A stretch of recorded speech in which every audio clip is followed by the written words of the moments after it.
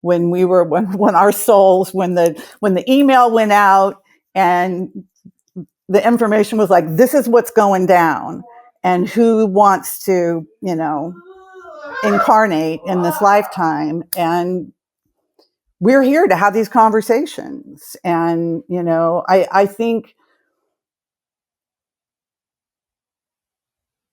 my favorite spiritual paradox for as long as I can remember has been, the truth hurts and the truth sets you free.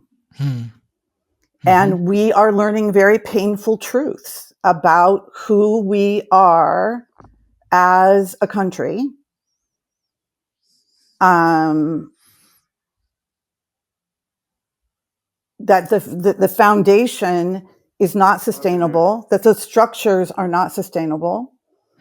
And some of us are coming to that aha moment earlier than others, but eventually it will get to the point to where, as it has with, throughout history, where it only takes, 3.5% of a population to turn things around. So we don't have to wait for everyone. No. And we're not waiting for everyone. Welcome to the Weekly Transit. Interviews and conversations from an astrological lens. There's nothing more fascinating to me about this earth than the people who inhabit it. My mission is to create deep, vulnerable, and open conversations that invite our unique guests to share the arc of their ever-evolving journey through life, in the hope that their stories inspire and resonate with you, our listeners. I'm your host, Scott Tajarian.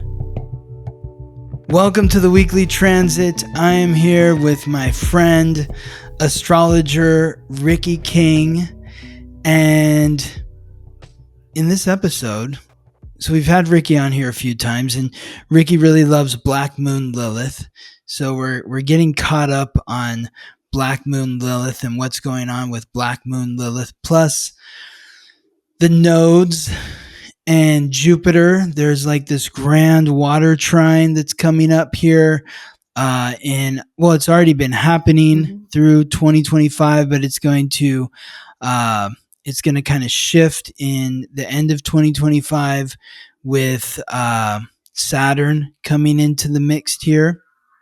And so, yeah, that's what we're going to talk about. Yeah, Ricci? Yes. And if you hear any noise in the background, it's just Ricci's son. He's playing a game. And so just, letting people know what that is if they hear any sounds in the background. But welcome, Ricci. Thanks for being here. Thank you for inviting me again. I love doing these podcasts with you. They're always such you're such an inspiration to me, but I love it when we come together, because first of all, we have kind of a different approach to astrology in some ways. Yeah. And you always ask such great questions and really, really make me think about, where I'm going with my practice. And so, yeah, I love connecting with you. Great to have you here, Ricci. I love talking astrology with you. So thanks for being here. Now, just as we begin, for anyone who doesn't know what Black Moon Lilith is, can you explain what Black Moon Lilith is? Yes. Black Moon Lilith is not a planet, not a celestial body. It is I say an energetic point when I talk about non-celestial bodies like the midheaven or Black Moon Lilith or part of fortune. They are mathematical, they're equations that show up in your chart based upon, your primal triad. And so Black Moon Lilith is very, has to do with the dark side of the moon. And her transits last about 9 to 9.5 months in a sign. So, a good chunk of this year, she's been in Scorpio. So this is a point in the sky that is determined how? It's like the dark side of the moon? Yes, or is it? yeah, it's the I forget the I'm terrible explaining but it has to do with the apogee, and there's a mathematical calculation, and I should get really good at just like I'm terrible at scripts and just repeating what it is, but I think that I don't do that because I feel like I have such a personal relationship. Well, you have a clear understanding of the energetic quality. Yes. Of what you don't understand. You're not necessarily like an expert in the calculation of how it's figured out that it's the in Scorpio. Astronomy of it or whatever. Yeah. I'm not. That's again. I feel the energy, and she's just really captivated my attention. So what is the energy of Black Moon Lilith? Well, it's a divine feminine energy. It's, the mythology of Lilith is, I think, and the archetype is what is more important for people to understand and to work with that. And that is that. So Lilith was, in mythology, was the first wife of Adam. And she was created from the earth as Adam was. So she saw herself as being his partner and his equal. And he wanted her to serve him. And he didn't perceive her as being an equal partner. And there's different stories. And she's kind of, it's not really talked about in the Christian faith, although some people, some churches teach about her. But she was really demonized for leaving the garden. She left the garden, and then, subsequently, the mythology is that Eve was created from Adam's rib. So Lilith, she represents divine feminine rage. And she is really about, she really rages against erasure, marginalization,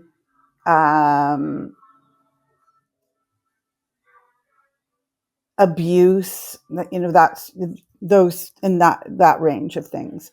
And then obviously as she transits through the signs, she's going to have an assignment in each sign.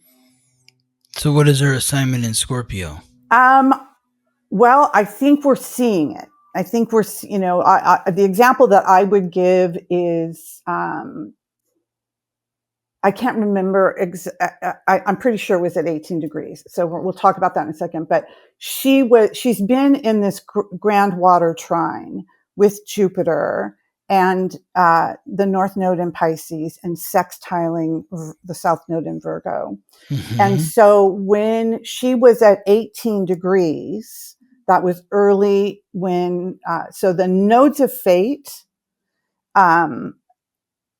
have a prolonged period of time at certain degrees. And this year, at the early part in the third decan, when the nodes first, the nodes first switched to Pisces, North Node, Virgo, South Node, at 27 degrees, the nodes were at 27 degrees for 68 days. That's a very long period of time for the nodes to hold at one, within the container of 1 degree. The second time is now. And they are spending 18 degrees at 18 degrees since August 5th until October 11th. That it's going to be there for 68 days too? No. Black Moon Lilith was there No. What? I'm talking about the nodes. The nodes are there for 68 days. So they were at 27 degrees for 68 days. Yes. And they were at 18 degrees for 68 days. They're going to be, since August 5th until October 11th, they are at 68 degrees. Okay. They're at 18 degrees. They're 18 degrees. Yes. From August 5th to October 11th. Right. So that is how long the nodes are at 18 degrees. And during that period, Lilith was at 18 degrees in Scorpio beginning on September 5th or September 4th until until September 13th. Right. It's about a week. Yeah. So, and during that time, Jupiter was also at 18. Jupiter was at 18 degrees in Cancer. Right. From September 1st until September 8th. Right. So they were all at 18 degrees from the 5th to the 8th, the 4th to the 8th of September. And so one of the things that happened at that time were some of the victims from the Epstein saga that gave their testimony before Congress during that time. Oh, wow. And they also said, if you won't release the files, we'll just start releasing the names. We know who's what. So that all happened in Why don't they do that anyway? Yeah, they should. Well, they probably are worried for their lives. Yeah, totally. But it seems like they would, I don't know. Are they going to, if they keep their mouth shut, they're going to let them live? Who knows? Because that one victim died by suicide. Yes, right. Which seems very suspicious. Yeah, very exactly. Suspicious. But all of that happened during that time, right? Yeah. Then we had RFK during that time frame,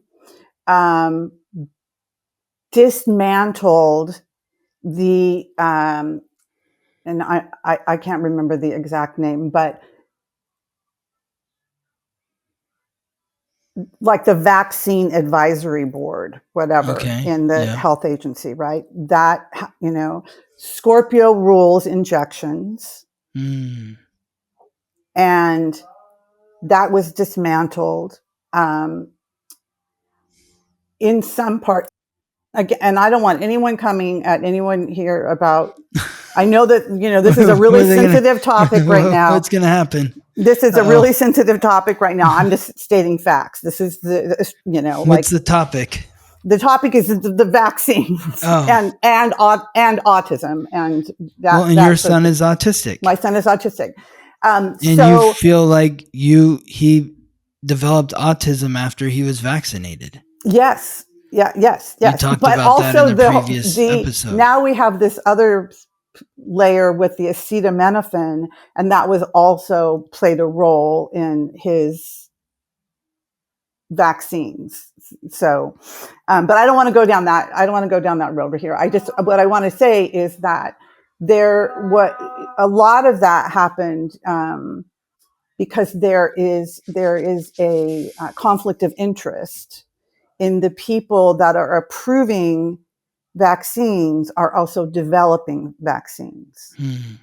And so I'm no fan of this administration. I'm no fan of RFK. I'm just stating facts of this is what happened. And here's the astrology. So that's the kind of, that's what Black Moon Lilith is doing. That's, kind of, it's,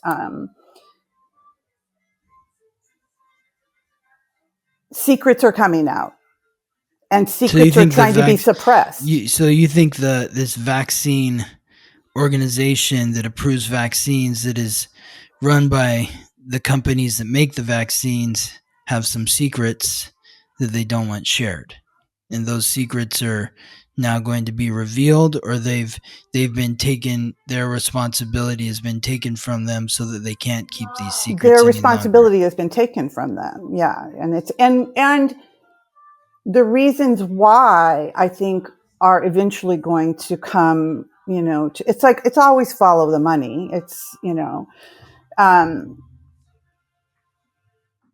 but more than anything, it's about the unseen. And it's like we want to not see that there's an autism epidemic. Mm-hmm. When my son was diagnosed, there were, the number, it was like 2 in 10,000. That was what all of the books said. Now it's like what? It's 1 in 31. What? It's Wow. 1 in 31 children. That's and crazy. It's 1 in 45 adults.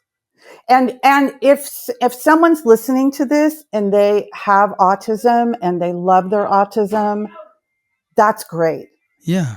I am not saying that anyone's broken or no, that there's anything to be cured here. None of that is, I don't want any, the way that people misconstrue these conversations. I want to make it absolutely clear. Like that's not what this is about.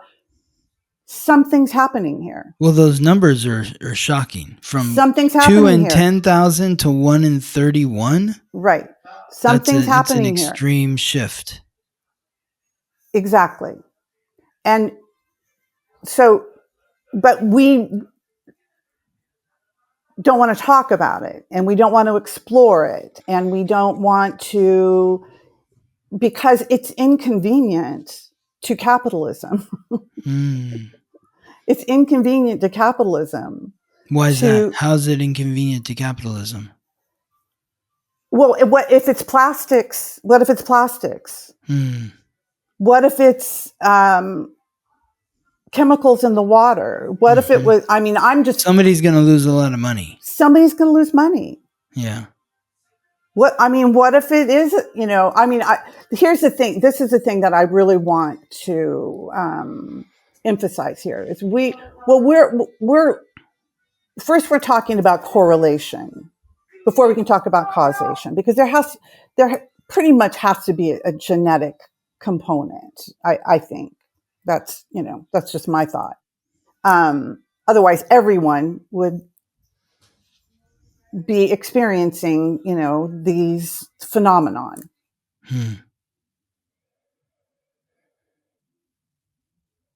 But getting back to Black Moon Lilith is what we're seeing is what nobody wants to see. Like like these women who were young girls, with regard to Epstein, they were teenage girls. And nobody wants to talk about that. Black Moon Lilith wants us to talk about the shadow. Let's talk about the shadow. We can't heal as a country. We cannot heal as a people.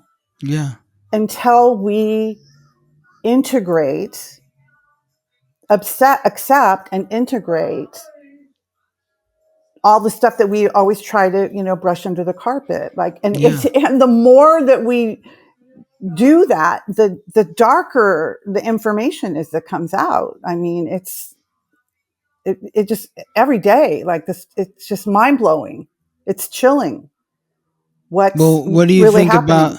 What do you think about the fact that that Charlie Kirk assassination happened when this was going on? Is there some kind, because there's a lot of mystery around what that's all about, and is it really that simple? And it is just this one guy, and because this is something that seems to be bringing a lot from the underworld and all the different conspiracies and that. Okay, that's what Okay, now so what happened after, this is the secret stuff that's coming out and the stuff that nobody knows. What happened after Charlie Kirk was murdered was that the light started getting, there's a light shining now on the fact that there is a right further right than Charlie Kirk. Mm. There is a political movement that is exponentially more conservative than Charlie Kirk, than MAGA. Okay, and they're the ones who are responsible so we have all of this like underground stuff that came into the light. Groypers and What's Groypers? It's further right. It's like there's so much terminology but there is a whole underground movement that is organizing, and people started talking about it because who would murder, it wasn't a liberal, it wasn't someone on the left that murdered Charlie So you don't Kirk. think it was the guy because of his issues on his Charlie Kirk's perspective on transgender? And the guy that they arrested is no. Yeah. Because there is a whole oh my God. There's a whole subculture. I am not expert enough on it. So it's like a false flag. Yes. A thing that happened there. Yeah. I don't think. Look, it was the transgender people. They killed him. Now we need to attack them. Yeah. When it wasn't. They didn't have anything to do with it. This guy's a patsy, Tyler Robinson, and somehow he got set up. Yeah. So you're saying that because the Charlie Kirk assassination happened 2 days after, I mean, they're still trying together, but it was, by September 10th, Black Moon Lilith and the North Node were still at 18 degrees. Yes. But Jupiter had moved to 19 degrees, so they're still all in strong alignment with each other. What's also interesting is on that day, the sun in Virgo was at 18 degrees. 18 degrees. So, and Venus in Leo was at 18 degrees. Yes. So on the day that Charlie Kirk was assassinated, there was Venus at 18 degrees in Leo, the sun at 18 degrees in Virgo, Black Moon Lilith at 18 degrees in Scorpio, the North Node at 18 degrees. Squaring Venus. Yeah, no, totally. Yeah. And yes, and the North Node at 18 degrees in Pisces, and then Jupiter at 19 degrees in Cancer. So there's, a lot happening around that 18, 19 degree point. So 18 degrees, this is getting back to what that means. Yeah, what does 18 degrees mean? I think this is what you and I were initially talking about that I want to emphasize now, and that's that in the third decan, when the North Node first entered Pisces, and in the third decan, and it was at that 27 degrees for 68 days. 27 degrees adds up to 9. Is a Gemini degree. It adds up to 9 too, yes, but it's a Gemini degree. Mm-hmm. But it adds up to 9, and we're in a 9 year. Yeah. Right? Yep. 18 degrees adds up to 9. Yeah. And it's a Virgo degree. But both Gemini, Mercury. Both ruled by Mercury. Yeah. The guide of souls to the underworld. Yes. Wow. Yes. Yeah. There you go. So I want to look at this from a mercurial lens. Mm-hmm. And how, and the fact that Mercury is the guide, to souls to the underworld. Yeah. The Lord of merchants and thieves. Uh-huh. Also, information, the truth, shady trickster. But it's also exactly the trickster. Yeah. And with all of this energy, it's about whistleblowing. It's about hiding information. It's about confusion. It's confusion. Yeah. It's confusion. Yes, absolutely. Yeah. And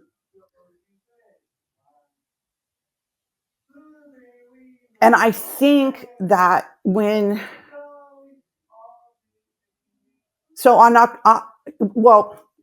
let me bring up something else. So earlier this year, early at the very beginning of the year, I started getting downloads about the number 26.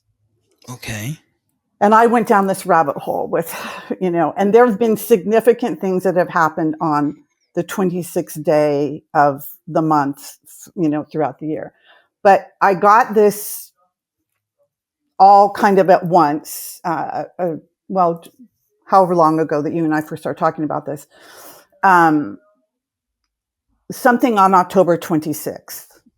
And so I was thinking October 26th, and then I was also getting Mars conjunct Black Moon Lilith, which is a 62-year cycle. It only happens every 62 years. Every 62 years, the nodes... Mars is conjunct... Every 62 years, Mars is conjunct Black Moon Lilith in Scorpio. Wow. Okay. Okay. So that's 26 backwards. So, yes. So the last time that happened was in 1963. It's going to happen on October 26th. The last time that happened was on October 10th, 1963, which is, so that's a 1 and a 1, and 1963 is a 1 year. Okay. October 10th, 1963 was the last time that Mars and Black Moon Lilith were both conjunct in Scorpio. Right. That was at 19 degrees. Right. A Libra degree. Which is a 1. Right. It's a 1. And it happened on... And it happened at 10:01. 10:01, what time zone are we talking about? PDT. Pacific time zone? Yes, yes. Yeah, I mean, about that time. If you want to, I mean, they were conjunct, yeah, at that time. They were the exact same degree and minute. That would have been a little bit later. It would have been right at, let's see, here we go. It's at 11:01. 11:01. Okay. 11:01 a.m. 11:01. is when they were both at 19 degrees and 23 minutes. Right. Yeah. Lots of ones there. Lots of ones, yes. Yeah. A month later, JFK was assassinated. Yeah. So the time before that it happened was in September of 1901. I think it was September 22nd. Let me see. September 22nd, 1901. They were, yeah, it was, let's see. That would have been, so they were, it would have been at 2:01 a.m. Pacific time. And that was actually conjunct the North Node in Scorpio. The North Node in Scorpio as well. Yeah. Right. So what happened in 1901? On September 6th, McKinley was shot, and President he died. McKinley. President McKinley was shot, Yeah. and by an anarchist, Mm-hmm. and he died. I believe he succumbed to his wounds, I think, on September 14th. So right before he was, right before this happened, and he was assassinated, and right Mm-hmm. after it happened in 1963, JFK was assassinated. Hmm. I'm not predicting an assassination. I want to make that very clear. You're predicting an assassination of Donald Trump? No, okay. I'm not. Okay. I'm not. I'm not predicting an assassination. But if it does happen, then we'll know that you But predicted it. I actually think something is being healed. Well, but maybe this is not the president, but like the Charlie Kirk thing is still kind of close to this. So I don't think that has something to do with it. Charlie Kirk is a pawn in the game. podcaster. He's a pawn in the game. He's a podcaster. And all of the elevate. He has a lot of political influence, though. Does have a lot of political influence. I would disagree. Okay. He had a lot of political associations, and but I wouldn't say that he had a lot of political influence. I think a lot is not in setting policy, but like in terms of like just from what I've heard.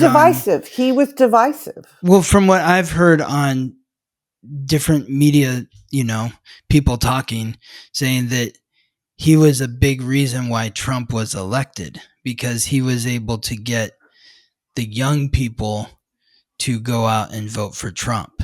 So he's not a policy factor. He was a contributing factor to recruiting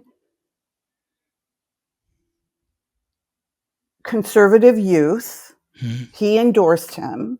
I think the credit that he has been given is hyperbolic. I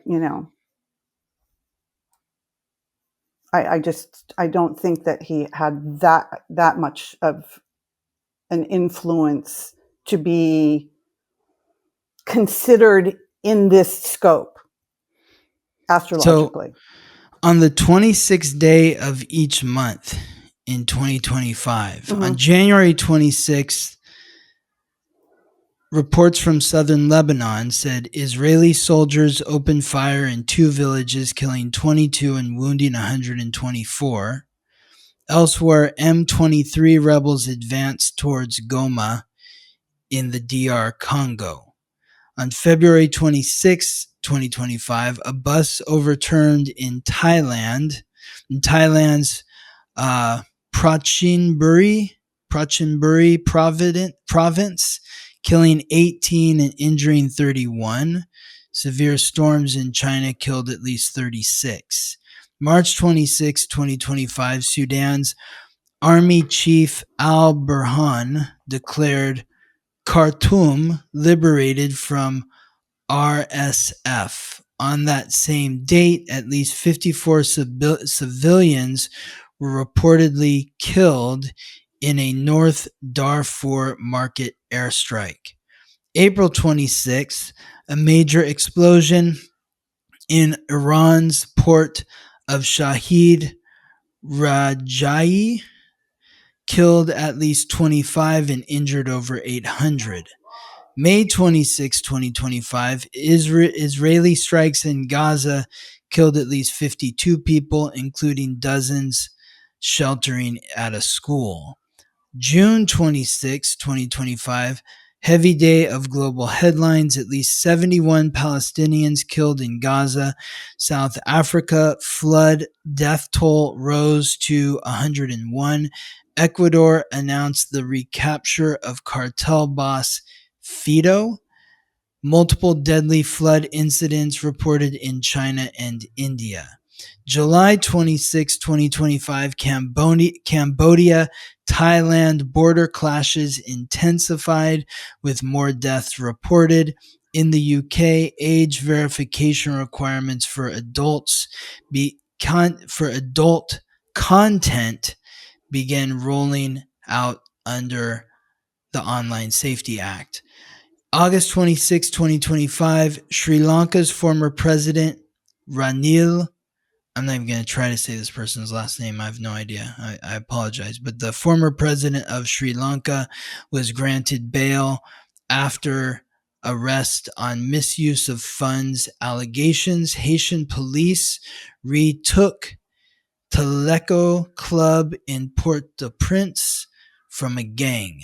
September 26th, Typhoon Bualoy caused at least 10 deaths after landfall in the Philippines. A gold mine pit collapse in Nigeria's Zamfara state left 100 feared dead. Other fatal accidents were reported in Peru, Egypt, and Pakistan. So that's the 26th day of every month of this year. So curious to hear how every other day is. Maybe it's all that bad. They're probably all like that. Yeah, it's been but obviously there's a lot of tragedy happening on the 26th. From that. Yes. Yeah. This I feel like is more specific. I'm seeing it as more specific to the United States because of where things fall in the U.S. chart. Oh, like the natal chart of the United States. Right. So at 2:44, I believe it's 2:44 on October 26th is when Mars and Lilith will be conjunct. Let's see. You want to double check that? Yeah. So October 26th at 2:44. Yeah. So they will be conjunct. Yeah, they're both at 51.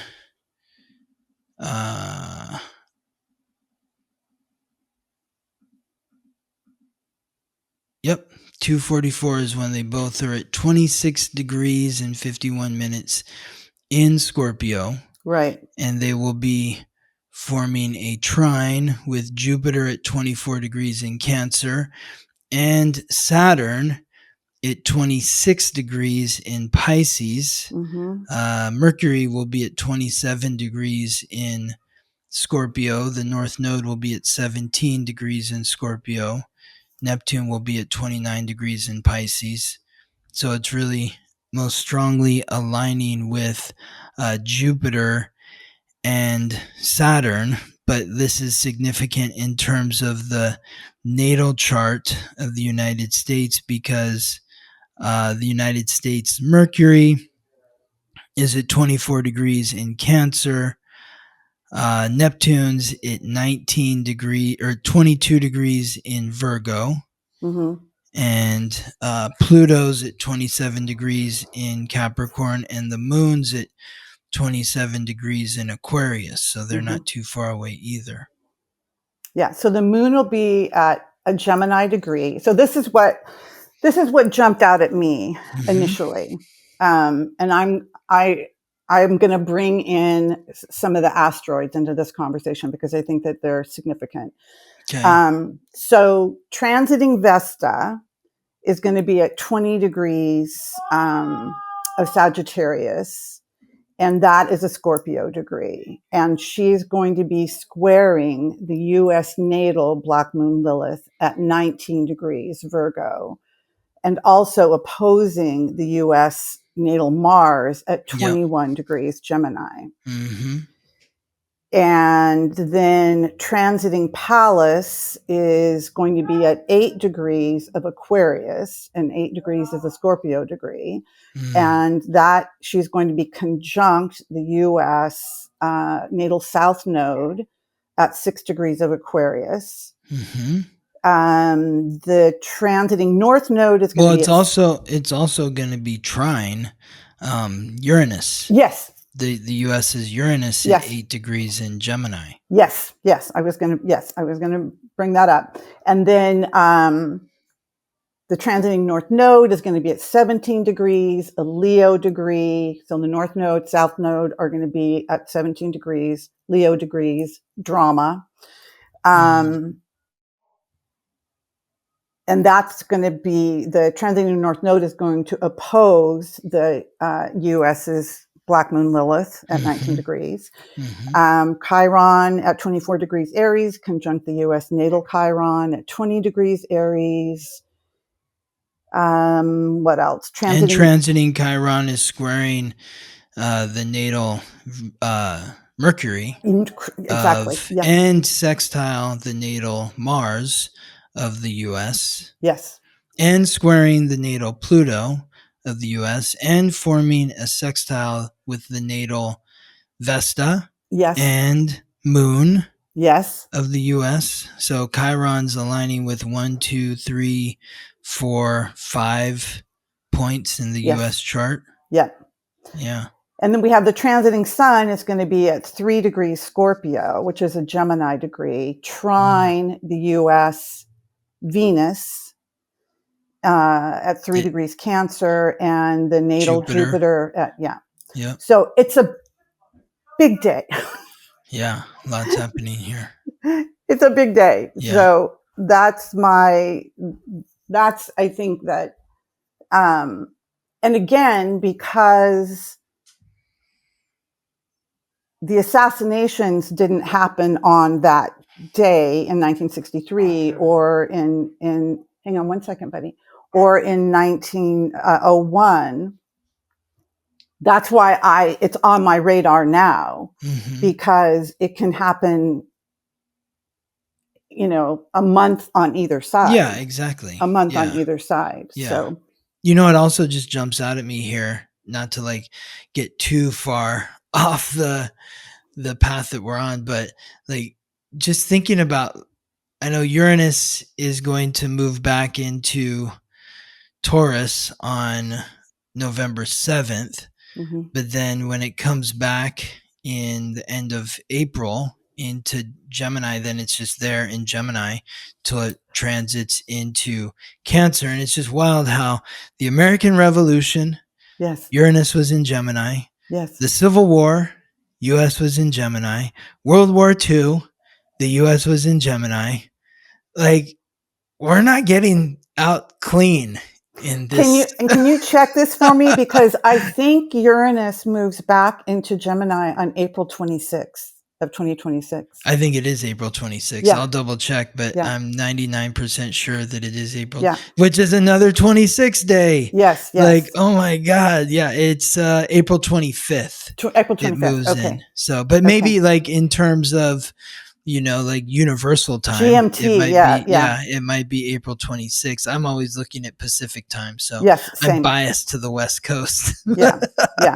So, I think it might be UT or GMT or whatever. It's the 26th. Let me see. Let me just put in that time and see what it is. So, April.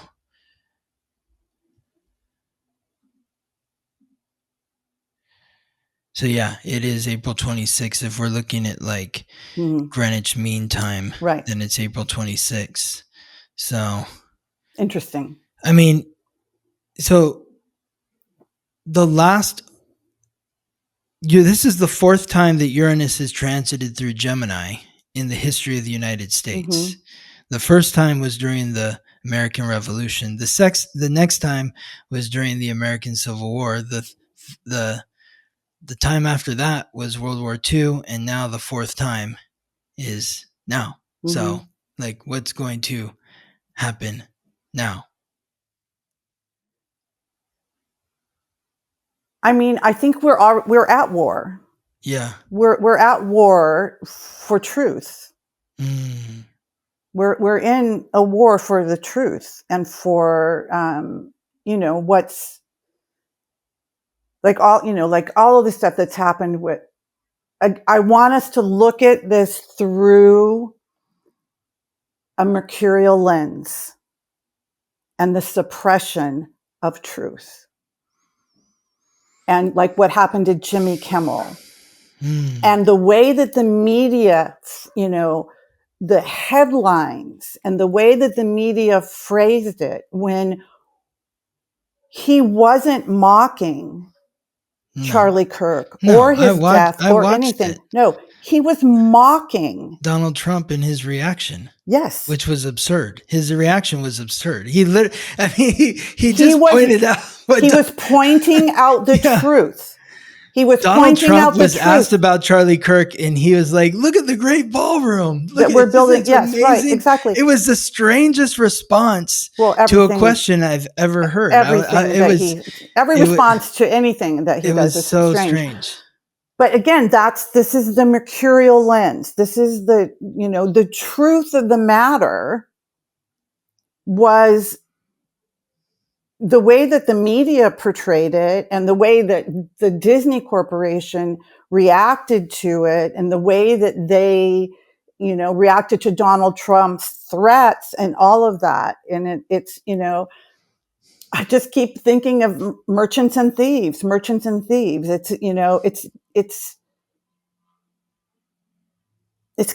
capitalism.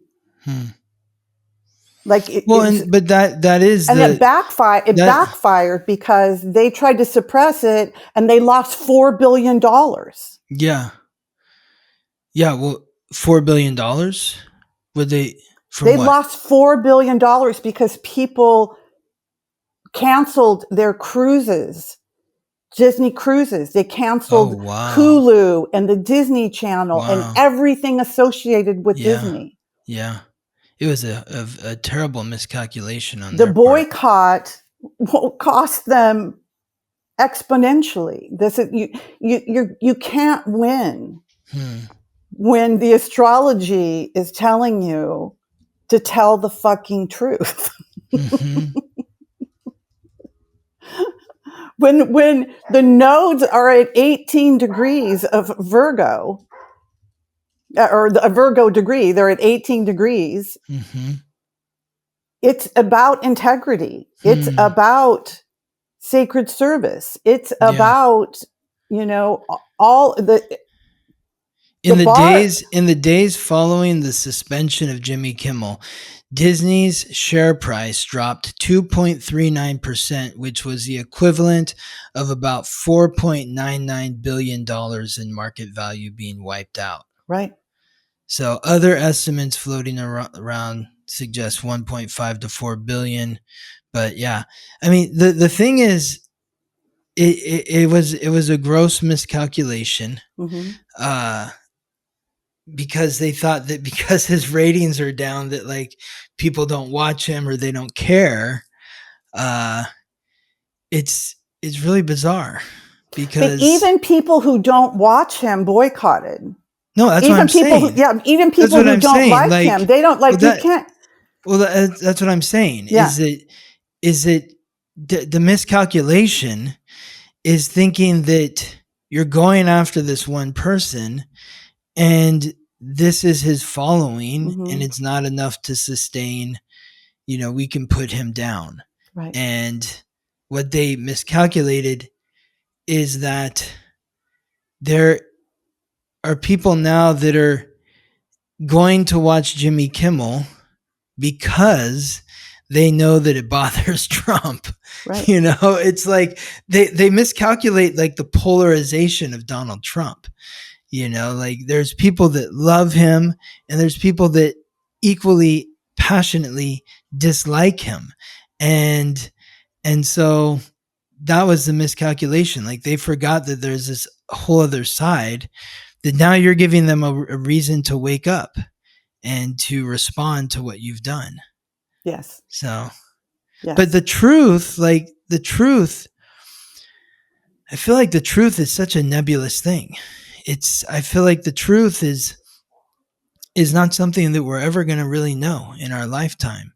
I think that's part of the age of Pisces, because like I can look at Jimmy Kimmel and, even though I think that like what happened to him in taking him off the air, I thought that was absurd, honestly. Like, and and I'll say this from the position that I used to like work on the show. Mm-hmm. When I was in publicity, I used to go there a few times a week. I lived in Hollywood, and it was really cool. I'd walk down just from my apartment and I could walk right to the show. And I thought it was so cool that he was doing this in Hollywood, in this historic building.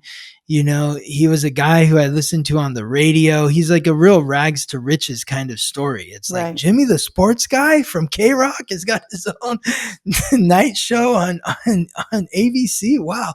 And so I'd go down, and, he's just a really hard worker, and really good to the people that would work for him. I never met him, but, you just hear from other people around. It's like he's got family. He's got the parking attendant guy who's now a part of the show. He's a real kind of like solid the earth person. And so on a personal level, I was really sad to see that happen to him. But on the other side, I can also say that, I think that he's very clear about his perspective, and that's great. Mm-hmm. But he's, I think, sometimes missing the perspective of the other side. And that's a big problem in our world right now, is where people on one side are so convinced they're right, and people on the other side are equally convinced that they're right as well. And in order to determine who is right, we have to come to the truth. But the thing is the truth is not easily discernible when you're looking at it from two different perspectives. You can look at it from one perspective, and the truth looks completely different from another perspective. And I really wonder if as we, are finishing up these final like 100 years or so of the age of Pisces, are we ever supposed to really know the truth? I think it's more about having faith and compassion, and really having empathy for the other side that I can't see. Like, Jimmy Kimmel says that he goes after Donald Trump because he sees Donald Trump as a bully. And I can look at it from Jimmy Kimmel's position and say, you are absolutely right. But I can also look at it from the other side's position and say, yeah, but from the other side, they look at him as like he's the hero that's going after the bullies on the other side that have been coming after them. And I think both sides are right. Neither side is wrong. And I don't know if the truth is ever going to be revealed in a way that's really satisfactory to everybody involved. I think the only way we get to a form of peace is by developing empathy and understanding that we all see things differently, and your point of view isn't any better or worse than mine.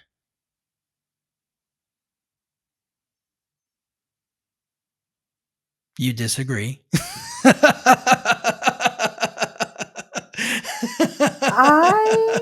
Okay, let's just get back to Jimmy Kimmel and the truth. And first of all, he's a comedian. Yeah. And this is humor. Yeah. And when I say the truth, he, like I don't watch, and like I don't watch Jimmy Kimmel. I watch very little television. Mm-hmm. And I only saw the clips. So I'm speaking to that. He just showed the clips of Donald Trump showing no empathy, no sadness, no grief. And he was joking whatsoever. About that. Yeah. He made commentary around those clips. Right.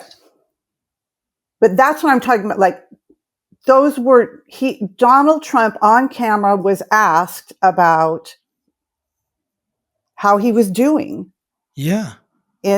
After Mr. Kirk's passing. Yeah. And then he started talking about, I'm good. The subject. And talking about the ballroom. Yeah. No. So that was the truth of the matter, was that he just let him tell how he was dealing with it. Yes. What wasn't true was that Jimmy Kimmel attacked or made fun of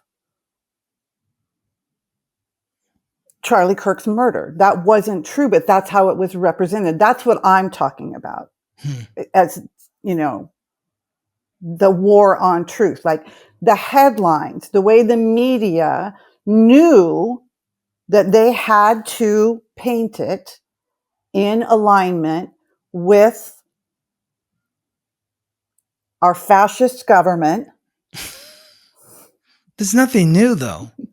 Whether it's the fascist government or the communist government. Our government has always been here's the thing that's coming to light, though. It's like, this is overt fascism. We have overt fascism now. It's undeniable. Yeah. But it's not new. No, it changes shape. It changes. Because you look at, the right is the fascist, but the left is the communist. That's basically what the Republican and Democratic parties have devolved into. The Republicans are correlated with fascism because they're the ones that pump out their chest at, the flag and the anthem and all that sort of stuff. And the left, they're the communists because they're the ones that want to get involved in everybody's lives and make decisions for them. And that's how the right view it. That's why the right is the right and the left is the left. I mean, I guess you don't see it that way, but I don't know. I don't. I again, getting back to, I don't know, however many podcasts ago that we did where I was talking about, coming together with one common, I know people that I would consider progressives or on the left who were really devastated by Charlie Kirk's murder. Okay. Because of what it signifies for our culture and our country. Not because they, thought he was a great person or anything, but they still could empathize with and understand the ramifications, and that he was a public figure that a lot of people loved and admired. I don't see that level of empathy. And I'll use oh my gosh, her name just went right out of as soon as I started to say her name. The woman that was murdered, she and her husband were murdered. The political. In Minnesota. Right. Yes. When asked about her, when a reporter asked Trump why the flags were not flown at half-mast for her. This is on camera. This is an interview. This is a bunch of people in the Oval Office interviewing him. Horton, was that her name? It's on my brain. Anyway, I'll find the name. This reporter asked why the flags weren't flown at half-mast for her. Why there wasn't this outpouring of horror and sympathy for her. He said he didn't know who he said, who? Melissa Hortman. Melissa Hortman.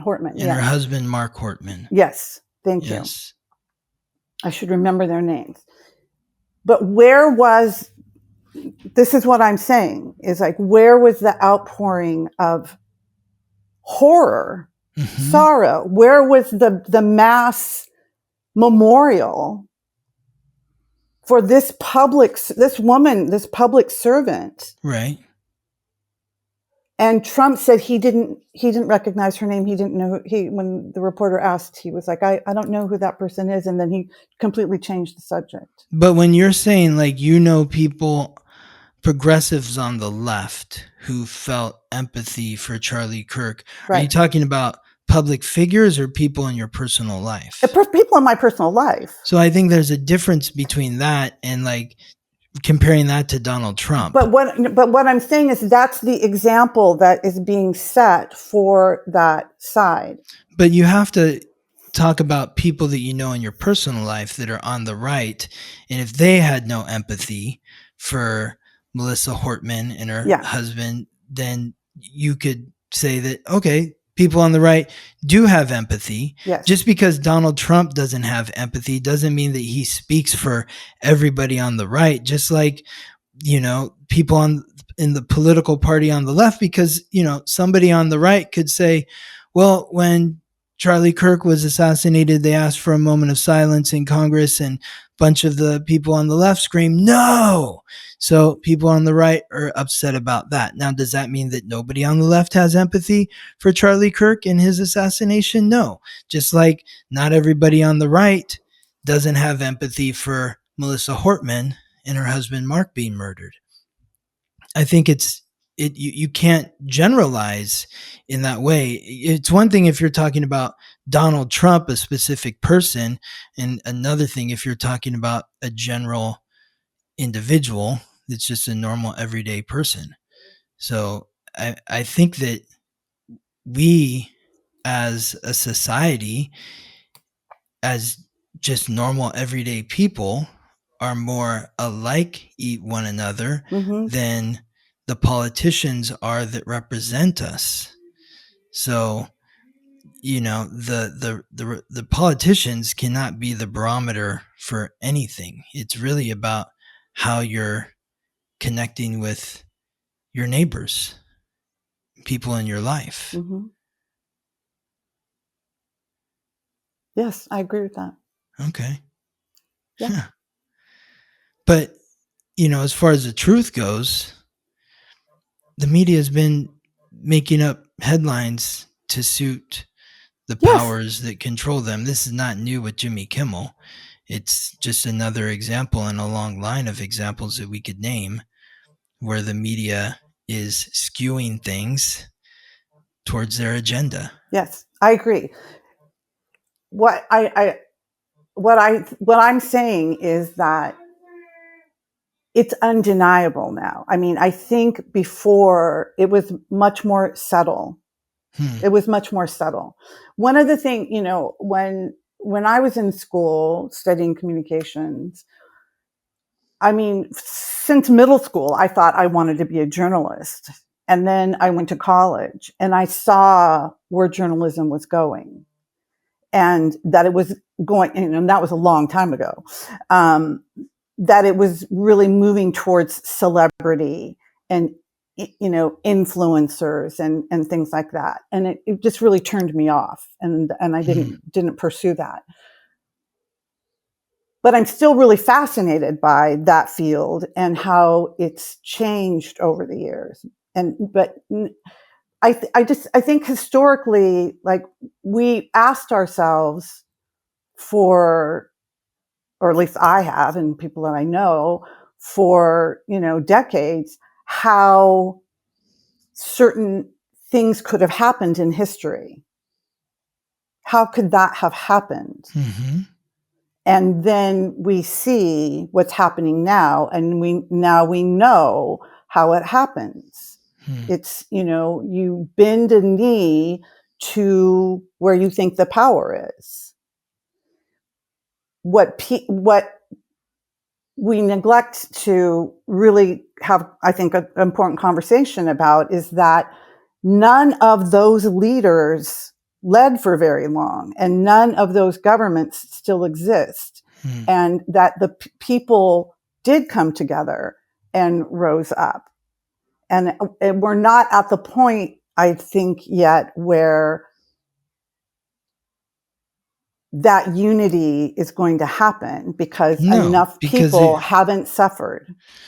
They've done a great job at dividing people. Yes. Because the thing is what Donald Trump, or if people want to blame Donald Trump for taking Jimmy Kimmel off the air, I mean, the 4 years previous to Donald Trump's second term, the left spent so much time silencing people on the right. the whole COVID thing, every time people wouldn't even write the word COVID on social media because they'd be afraid they're going to get taken off. They're going to be shadow banned. Became a term, where it's like, if you're not... the truth is always being suppressed. Yeah. By one side or the other. That's what I'm talking about. We are already at war, and we have been for a very long time. But we have been at war for a very long time. And when you look at the U.S.'s Mercury at 8 degrees of Gemini. The U.S.'s Mercury is at 24 degrees you mean the Uranus is at 8 degrees Gemini. Mercury is at 24 degrees Cancer. Sorry, Uranus. 8 degrees of Gemini. That's a Gemini is information, right? And Uranus is technology, and 8th degree is Scorpio. So there's always secrets. There's always information. There always has been, which I think is really interesting with, what's happening now. Again, going back to like 1963 and what possibly is going to be healed around that, because there was a whole level of conspiracy, theory that came out of the assassination of JFK that still exists. And there was I think a level of mistrust and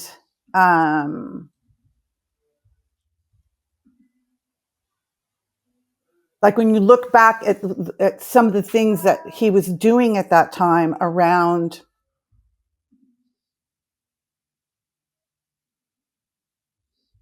nuclear armaments and things around the world. And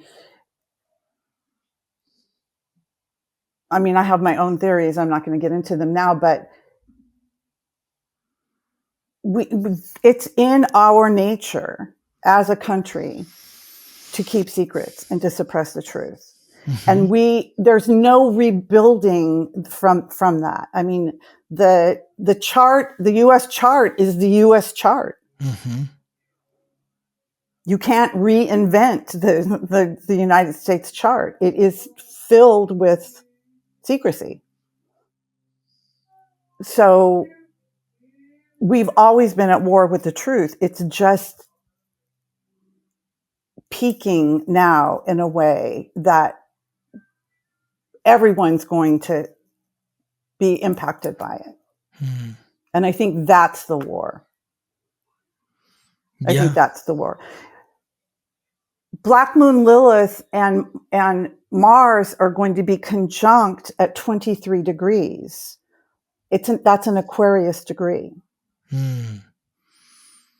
So some broader truth is going to be revealed. Some broader truth that's taking us into the future.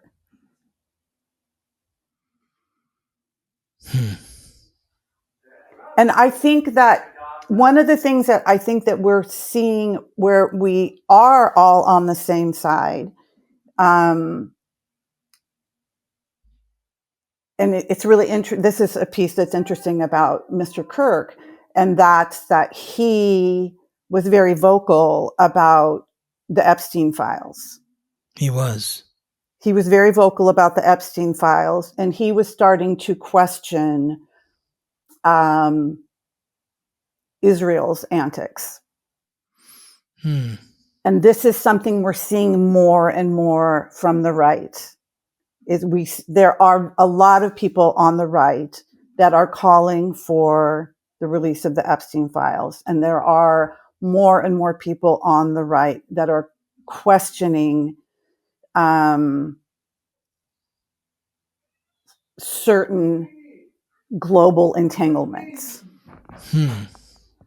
And I think that that's what's, we're talking about Scorpio, unearthing, excavation, getting to the depth beyond the surface of something. And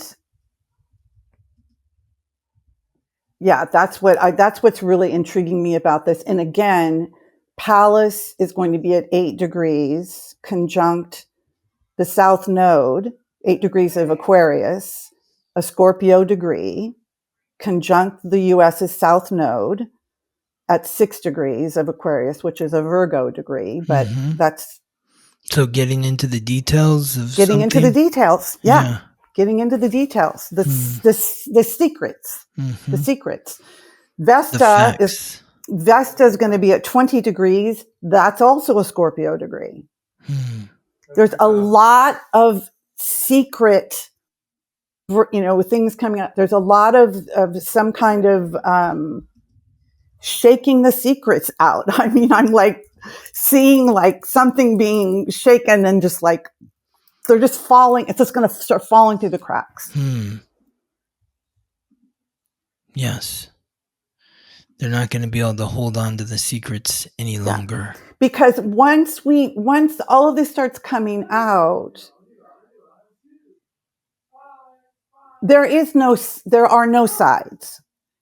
It's because what these secrets are doing are harming everyone. That's when the sides dissolve.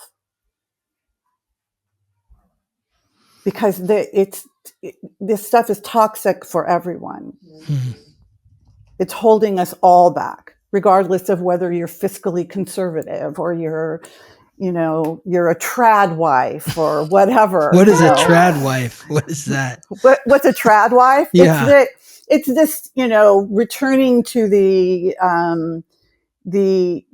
stay-at-home mom. You raise the kids, I'll bring home the bacon, that kind of, you cook all the meals and I take out the trash and mow the lawn and that's it. It's like you pretty much carry everything and I get to go golf. That kind of thing. So yeah, I think it's interesting because you were saying, what is the truth? And I don't think we're ever going to know the truth. And maybe we aren't. Maybe we're not going to get that experience because we're still in, the age of Pisces. But I really believe that we are here to start moving things in the direction of the age of Aquarius. Like that's what we raised our hands for. When our souls, when the email went out and the information was like, this is what's going down and who wants to, incarnate in this lifetime. And we're here to have these conversations. And, I think, my favorite spiritual paradox for as long as I can remember has been, the truth hurts and the truth sets you free. And we are learning very painful truths about who we are as a country. That the foundation is not sustainable, that the structures are not sustainable. And some of us are coming to that aha moment earlier than others, but eventually it will get to the point to where, as it has with, throughout history, where it only takes, 3.5% of a population to turn things around. So we don't have to wait for everyone. No. And we're not waiting for everyone. So yeah, I think I think we're already at war. It's for the truth. And it's going to take a complete, everything's going to get burnt to the ground and have to be rebuilt. And to extend on that. So again, when the nodes were in the third decan, Gemini degree, 27 degrees. Decan 2, 18 degrees. Virgo degree. Virgo degree. Both Mercury. in 2025, Mm-hmm. I mean 2026, yeah.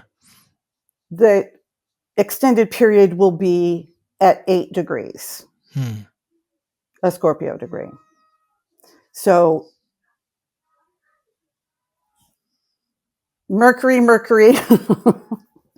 Scorpio, Pluto, Mars.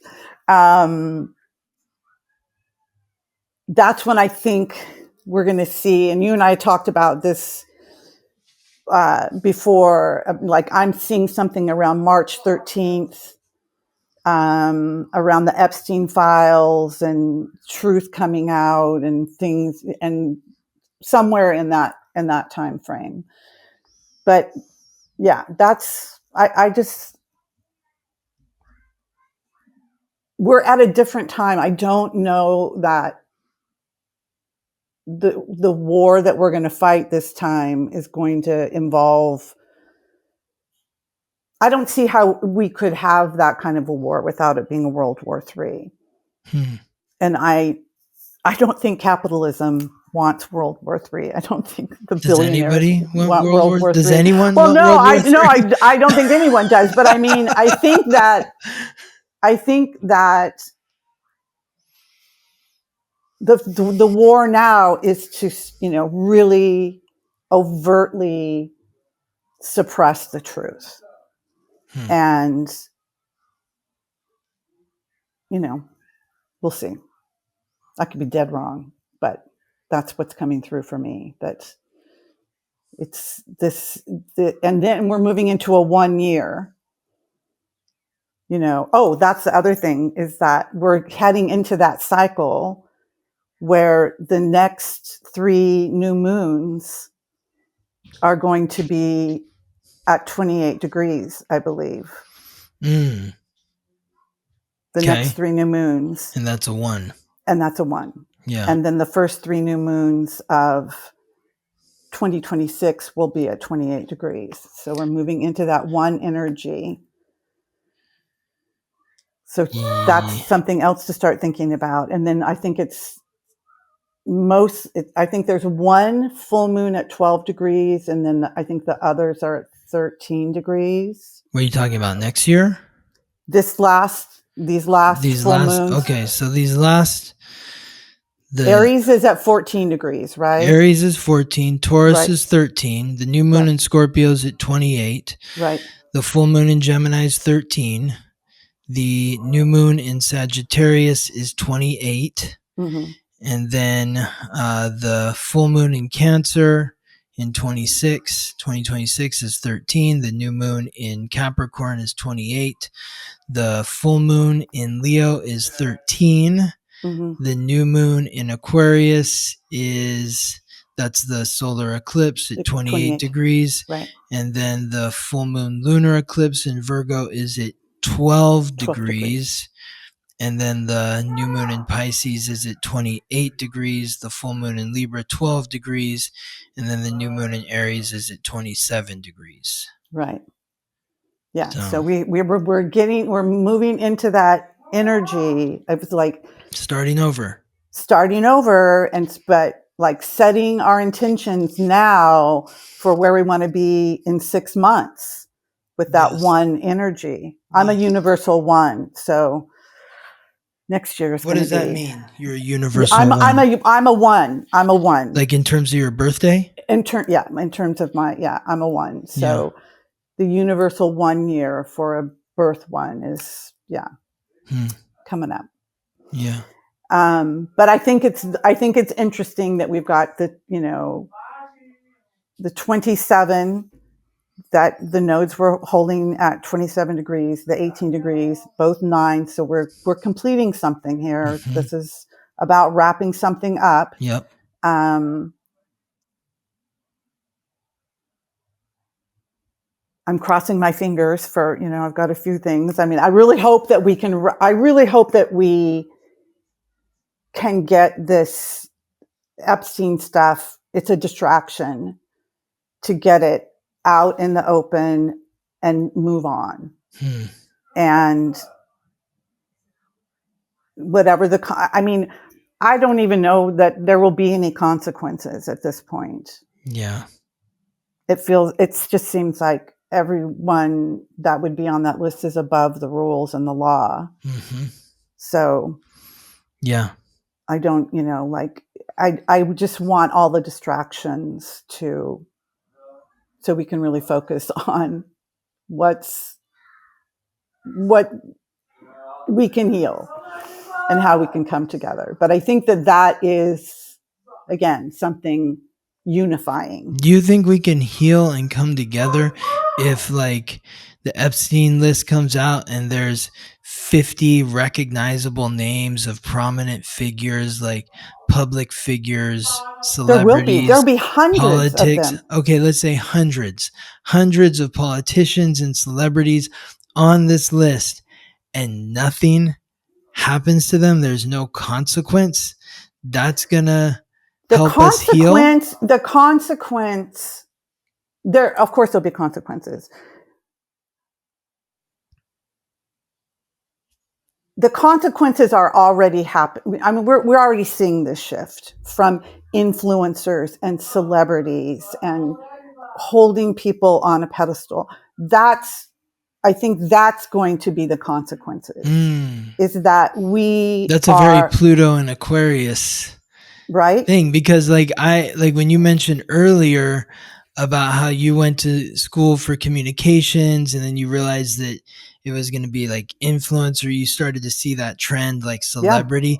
It just makes me think about, if you go to life before 1950,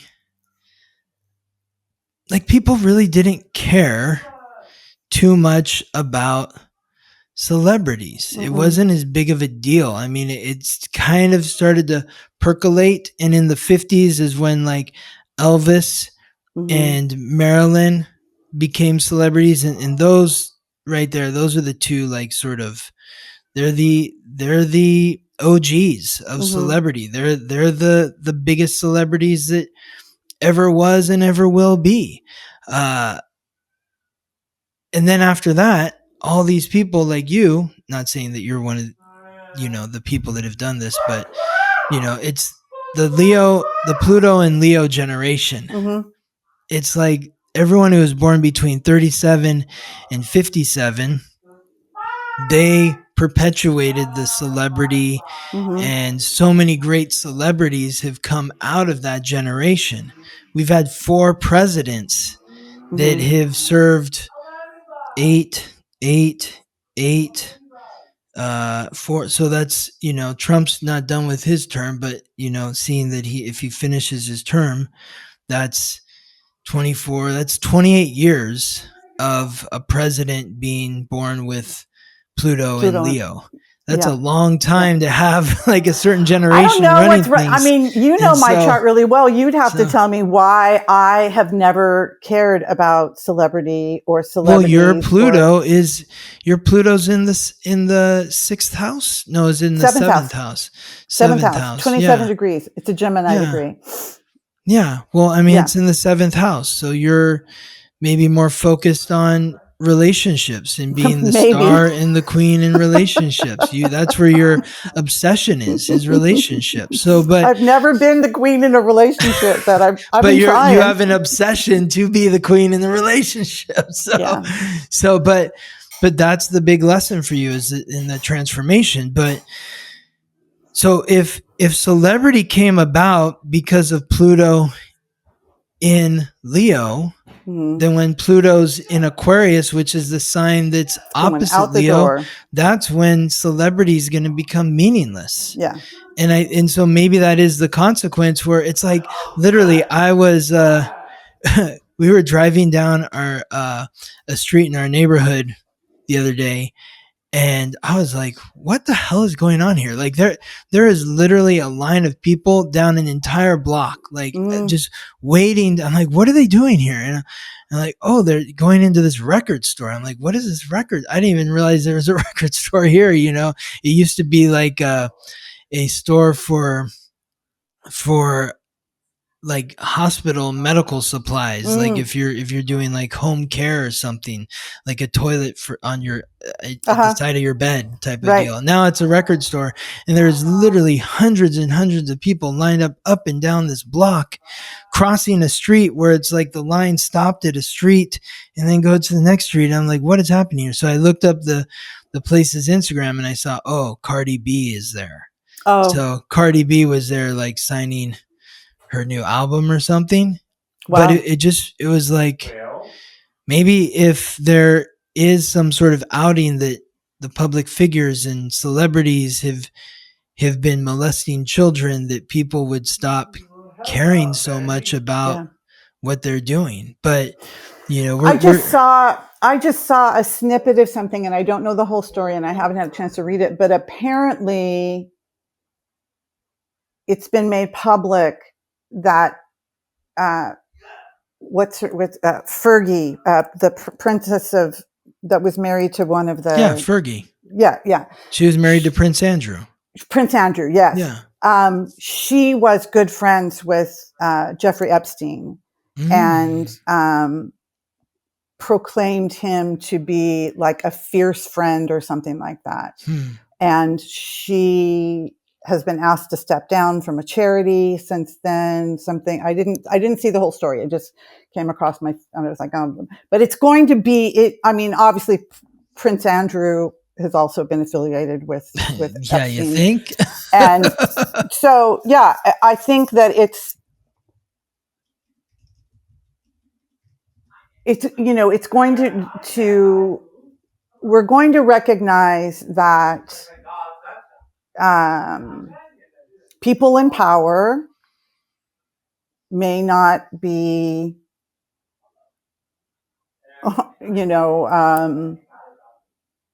who we think they are. And I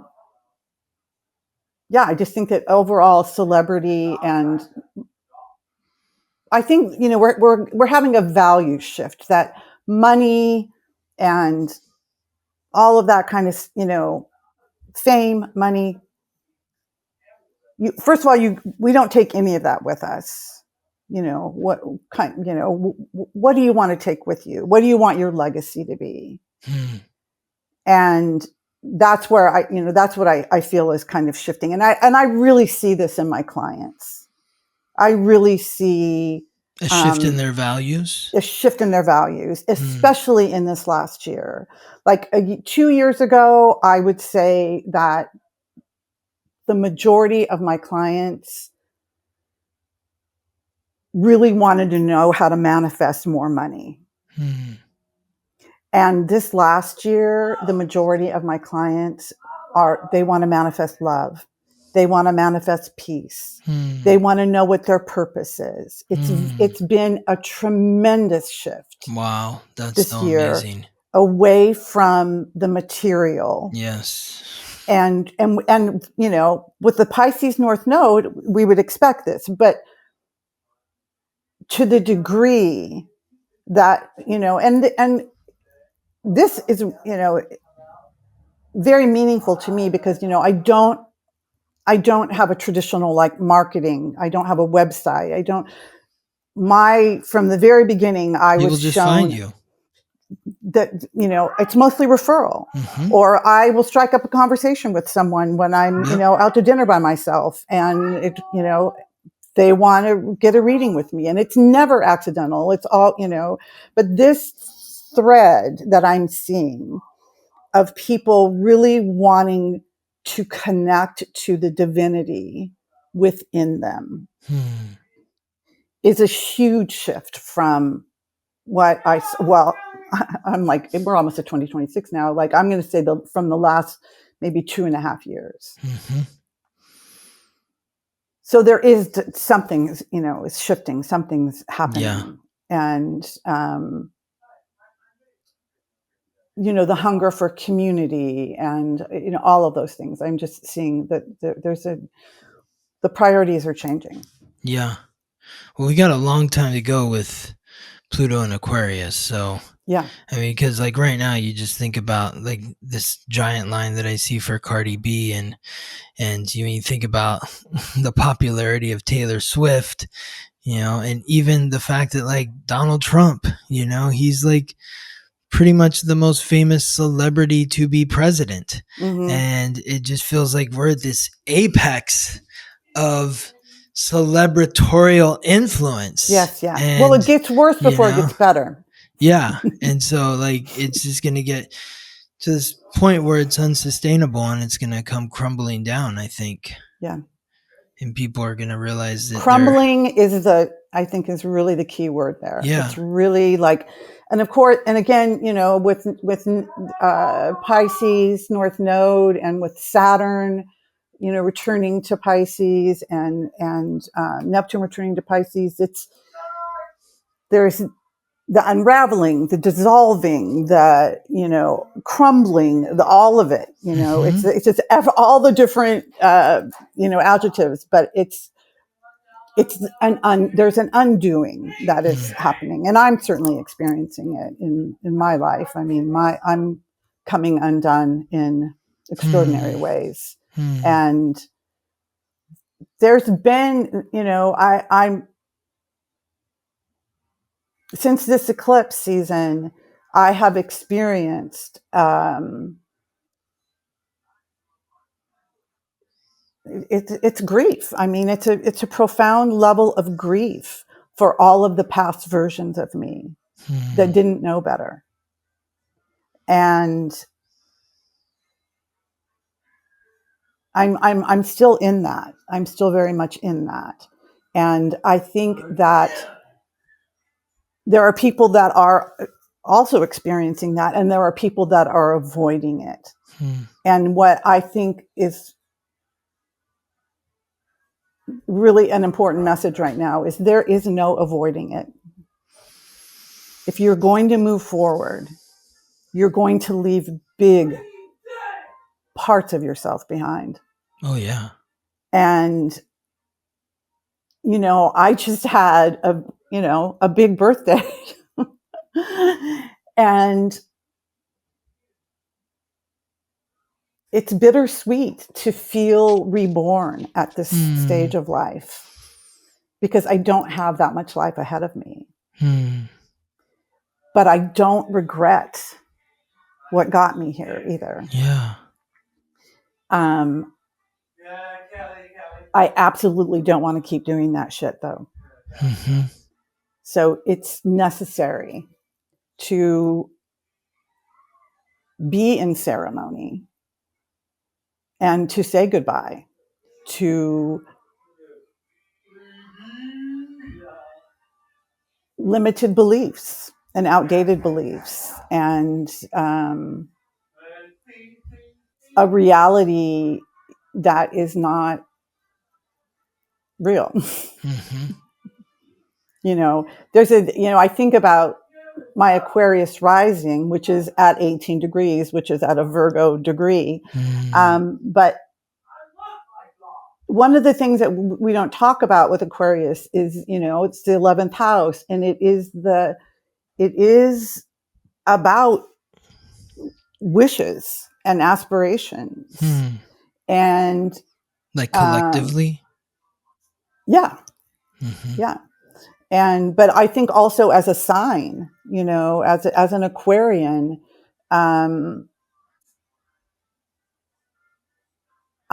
ready to dream bigger, I aspire to bigger things than I ever believed possible. And that was coming from where I came from and being made small or asked to be made small and to shrink my hopes and my wishes. And now I think that anything's possible. Anything's possible. What an inspirational, way to look at everything, and I think that it's inspiring to hear how you've changed and how I love that song. I love that song. Okay, Robert. Does he need He your was help? he was trying to sneak a peek to see who I was talking to. Oh, okay.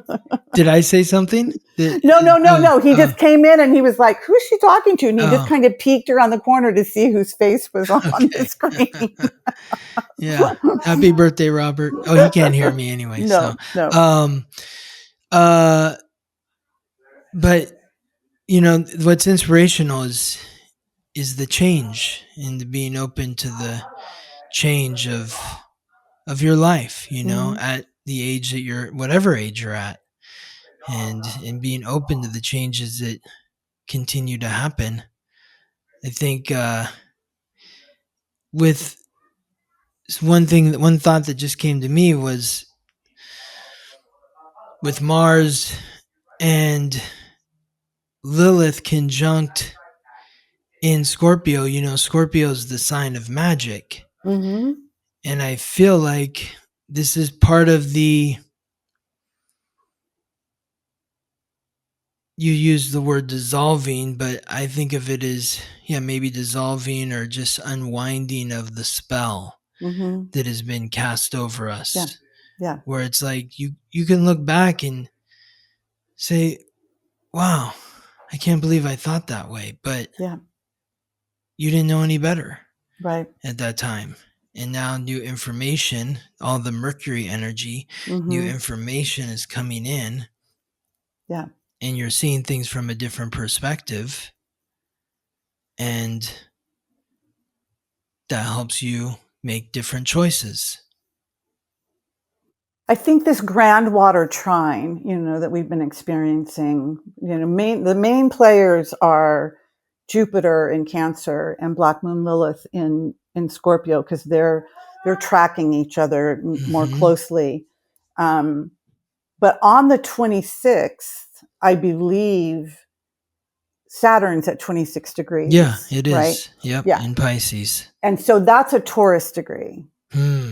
So that's a Taurus degree that's opposing all of that Scorpio, you know, like the 20 degrees of Vesta. And this really is about integrating our worthiness. It's really about integrating our worthiness. And that the next full moon in Aries at 14 degrees, that's a Taurus degree. And one of the things that I've been coaching my clients around with this upcoming moon is, you know, the mantra for Aries is I am.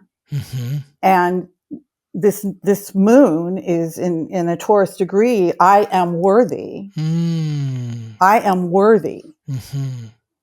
And that's what the Saturn is. That's Saturn's role in that groundwater trine on the 26th is our worthiness, you know, and we're dissolving away everything that is keeping us from our worthiness.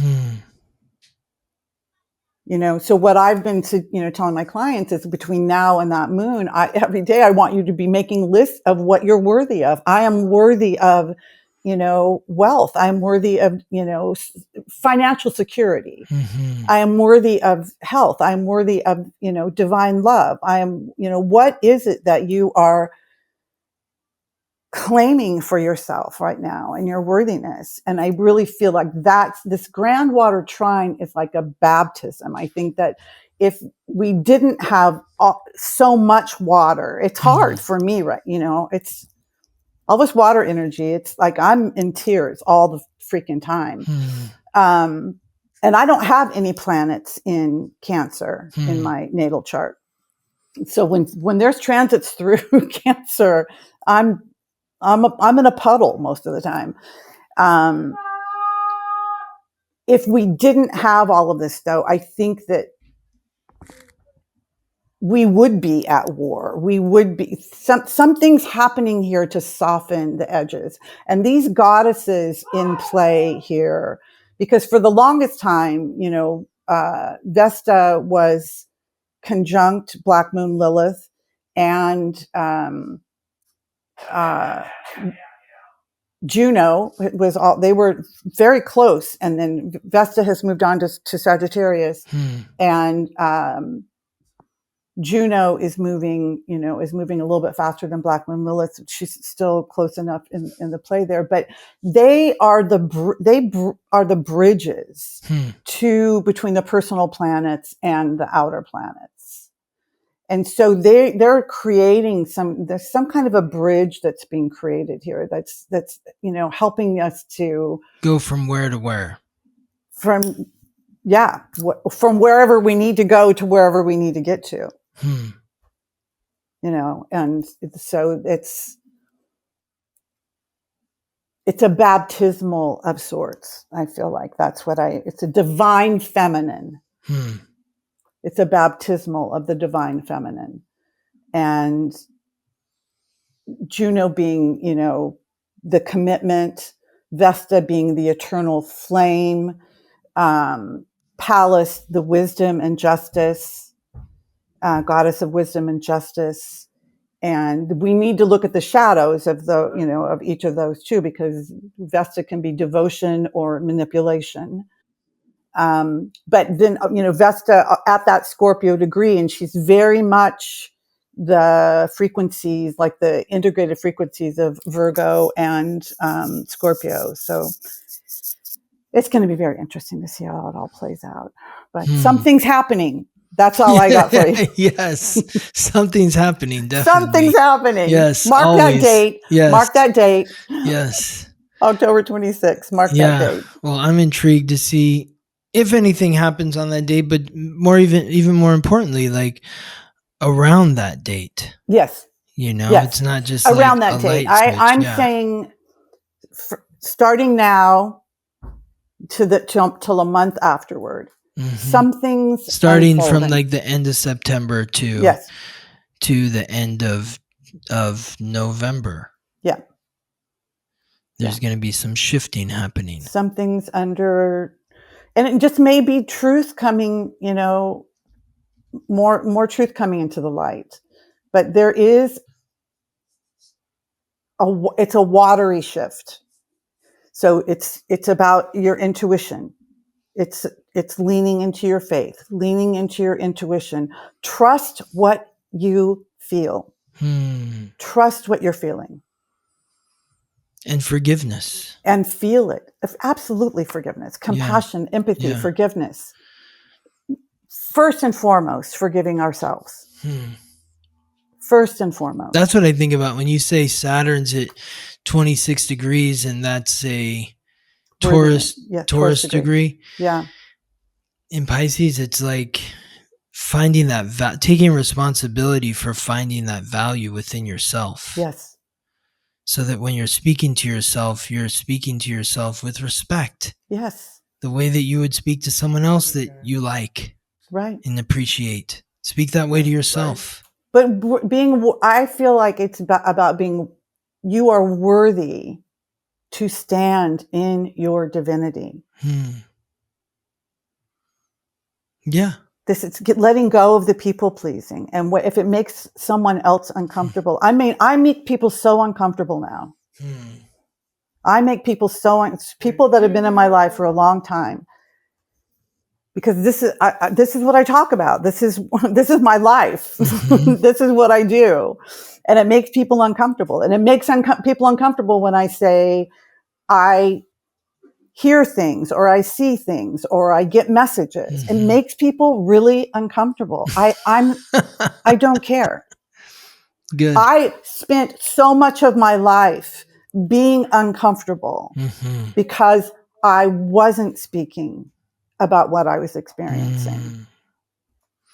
And I will not live. Yourself. I was suppressing myself and I was suppressing my gifts, and I will not live in that discomfort anymore. I will not shrink myself. I will not, be embarrassed or shamed by my gifts and my purpose. So I am worthy to be in my authenticity. And it's not meant to make anyone uncomfortable. And if it makes them uncomfortable, then that's something they need to examine and they need to work with, because I'm not shape-shifting anymore. Right. I'm too old and tired for that shit. Thank you. I don't have the energy. I love it. I'm curious to just ask you one more question. Okay. How do you come to the determination that, like, okay, 26 degrees Pisces is a Taurus degree? How do you come up with that? You go around the zodiac, right? Uh-huh. And so 1 degree is an Aries degree. 2 degrees is a Taurus degree. 3 degrees is a Gemini degree. And you keep going until you get to 29 degrees. Well, what would 0 be? 0 is the pure it's the pure form of the sign that the planet is in. So it's also 0 a world degrees. degree. So for 0 cardinal degrees. What? Go ahead. What were you gonna say? Go ahead. For cardinal degree, for cardinal signs, 0 degrees is a world degree. A world degree? It's a world degree. What does that something mean? happens on the world stage at 0 degrees Aries, 0 degrees Libra, 0 degrees Cancer, 0 degrees Capricorn. Those are considered world degrees, but they're also the purest form of it's 0 degrees of Virgo is all Virgo. There's no other influences. It's pure Virgo. So 0 degrees Aries is Aries. Aries. But then 1 degree Aries is also Aries. It's also Aries. Okay. Right. But exactly. And so 0 degrees Taurus is Taurus, but then 1 degree Taurus is Aries and 2 degrees Taurus is Taurus. Right. But it's an integration, right? It's Taurus in 1 degree of Taurus would be Taurus if Taurus was a cardinal sign. It would be acting like Aries, right? It would be taking. Where does that come from? Movement. There are several over the year. It's come up with many different. What do I want to say? Intuitives. Mm-hmm. But Nicholas Stojanovic is that's his work that I have read. Nicholas Stojanovic? Stojanovic. How do you spell passed that? On Stojanovic, I think is right. Oh, that's close enough. Yeah. Yeah. But there are several people that have taught it over the years, and it's kind of like it's esoteric. It's kind of like the Sabian symbols, like it was downloaded to someone and then it's been passed on. Mm-hmm. And it's completely changed how I feel so much more dialed into my personal astrology, having discovered degree theory. So it's really helping you with your practice. So much. Mm-hmm. So much.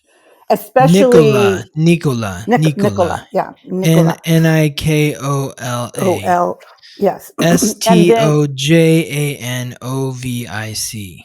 Yes. Stojanovic. So a Serbian astrologer. Yeah. Yes. Yeah. Hmm. Yes, Serbian. Great videos on YouTube. Tons of great interviews and videos on. But it's like that missing piece, and it's especially helpful for me as an astrologer in reading the house cusp. So it really makes a difference in your, especially the ascendant, descendant, MC, and IC. So, for instance, 3 degree, my midheaven is 3 degrees of Sagittarius, and that's a Gemini degree, and my South Node is in Gemini, so it's. No. My soul kind of threw me a curveball there. So Yeah, exactly, because it's Sagittarius, but it's also Gemini, so just make it more confusing. It's just I'm a very curious Sagittarian. And he died, you said. Yes, he did. Yes, yeah. He's passed on. Very but there's lots of interesting. people out there teaching his work, and I highly recommend it. Especially for only if you really have a strong sense of the shadow and light of each sign, because you are working with both when you're working with degree theory. So I think it's if you have really grasped the shadow and light of a sign, and all of the archetypal, kinds of associations, then it becomes very, it's just this beautifully added layer to the accuracy and really nuance of your placements. Fascinating. That's my goal in life, to be fascinating. Well, thank you, Ricci. Thank you. Another great conversation. How can people find you? I'm still only on Instagram at Ms. MIZ RICCI CAROLE KING, Ms. Ricci Carole King. I've written so many essays for Substack, and I still haven't got my Substack set up. I mean, I'm there on Substack, but I haven't set anything up yet. So now that we're heading into fall in Seattle, fall and winter, which is indoor season, I'm going to get that up and running. And but Instagram's the easiest way to find me. Amazing. Yes. Thank you, as always, for sharing your knowledge. Thank you for inviting me. It's always so good to have these conversations with you. Yes, always. Thank you for listening to The Weekly Transit. Interviews and conversations from an astrological lens. This episode was produced by me, Scott Tajarian. Music written by Ben Leinbach from Listen Deep by Amber Herzog-Lyman. If you're interested in being a guest on The Weekly Transit, you can email me at scott@theweeklytransit.com. Wishing you all the best as you ride the planetary waves.